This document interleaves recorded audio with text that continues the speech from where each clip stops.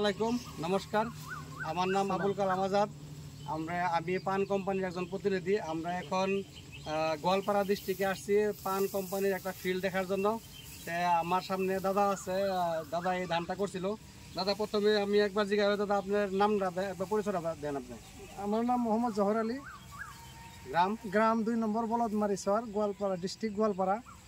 এই ধানটা কি ধান আপনি? এটা পান রিগো। এই ধানটা আপনি যে লাগাইছেন, এই ধানটার মধ্যে আপনি কি ভালো লাগছে?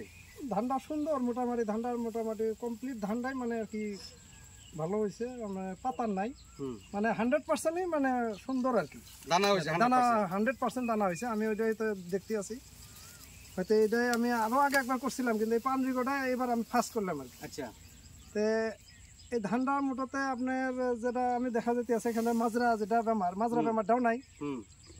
আর আমার যেটা হয়তো ক্ষেত করা হয়েছে, এই ক্ষেতটা চারিদিক দিয়ে যেটা আরো পার্শ্ববর্তী ক্ষেত আছে তার চেয়ে আমার সুন্দর ভালো লাগছে। অন্য ধানের তুলনায় আপনার ধরেন এই যে এক্সপোর আছে বা হয়তো আরো বেলেগ ধান আছে, সেই কোম্পানির ধানের থেকে আমার এই ধানটা খুব সুন্দর লাগছে আর খুব ভালো আর কি। আমরা যদি একবার দেখিয়ে দেন, এই ধানটা টোটাল আপনার আমাদের আছে পান কোম্পানির রিগো 2499, আর এই পাশে অন্য কোম্পানির ধান আছে।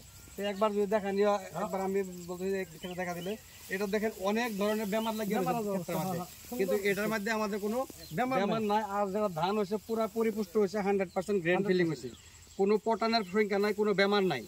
পরবর্তী আপনারা এই ধানটা করবেন কিভাবে? ধানের নামটা মনে হতো পান রিগো 2499 বা পান রিগো বললে কইলে। ঠিক আছে, ধন্যবাদ।